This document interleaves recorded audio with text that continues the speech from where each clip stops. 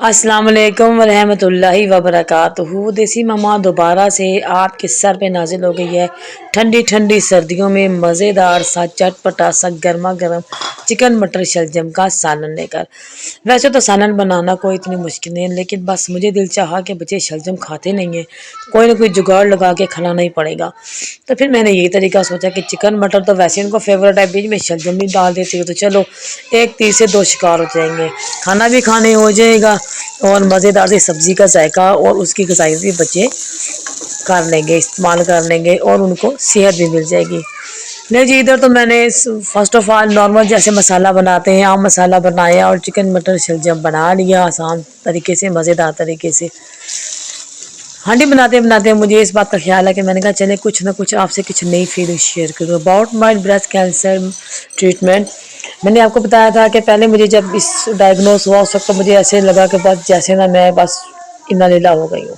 लेकिन जैसे जैसे वक्त गुजरता गया, मेरे दोस्त, मेरे साथी, मेरे जानने वाले सब लोगों ने मुझे हौसला दिया, हिम्मत दिया। जो लोग इस ट्रीटमेंट से सेहतयाब हो गए थे उन्होंने मेरी हिम्मत हौसला अफजाई की और उन्होंने मुझे तसल्ली दी और उन्होंने मुझे कहा कि भाई अपनी सेहत अपनी विल पावर से आप ये बीमारी आसानी से बीट कर जाओगे। लेकिन कुछ लोग ऐसे भी होते हैं जो हाय बेचारी, हाय तेरा की बनेगा, हाय की हो गया वाले भी थे, जिन्होंने मुझे हौसला देने के बजाय मेरा हौसला तोड़ा और अभी तक वो मेरे रास्ते में इसी तरह से कांटे बिछा रहे हैं। और मैं उन कांटों पे मज़े से चल के अड्डी वाले शूज़ पहन के कड़क कड़क करके मैं इनके ऊपर से चल के आगे जा रही हूँ। और अल्हम्दुलिल्लाह अल्हम्दुलिल्लाह दो कीमोथेरेपी होने के बाद भी अल्हम्दुलिल्लाह मैं ठीक ठाक हूँ और इंशाल्लाह इंशाल्लाह आपकी दुआओं, आपके ताउन और आपकी इस हौसला अफजाई से ठीक रहूँगी। क्योंकि ये बीमारी इतनी ख़तरनाक नहीं होती जितना लोगों के रवैये, लोगों की बातें इस बीमारी को ज़्यादा ख़तरनाक और क्योरेबल बनाते हैं।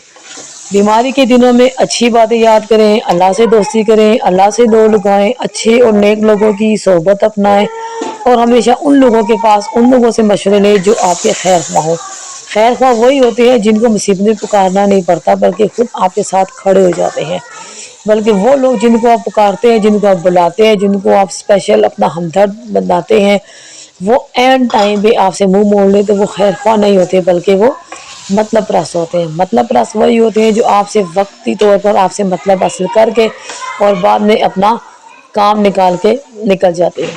खैर जी, इधर मैं तो अपना ट्रीटमेंट जारी करवाए हुए हूँ और इंशाल्लाह इंशाल्लाह ठीक ठाक हो जाऊँगी। और ये जंग मेरी जो है वो सिर्फ मेरे लिए नहीं है बल्कि मैं तमाम औरतों के लिए जंग लड़ रही हूँ जो इस बीमारी की वजह से बहुत से लोगों के मनफी रवैये और इग्नोरिंग रवैये की वजह से इस बीमारी को बीट नहीं कर सकती।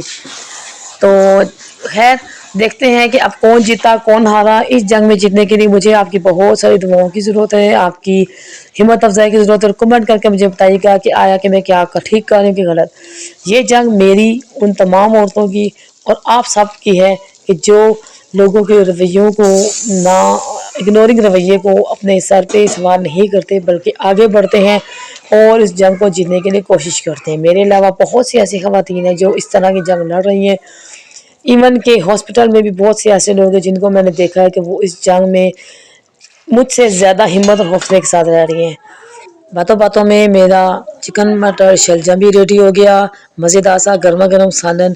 आप भी मेरे साथ इंजॉय करें और मुझे कमेंट सेक्शन में राय दें कि आया कि मेरी इस जंग में जंग जीतना ज़रूरी है कि नहीं और मेरी जंग जायज़ है कि नहीं, ज़रूर बताइएगा।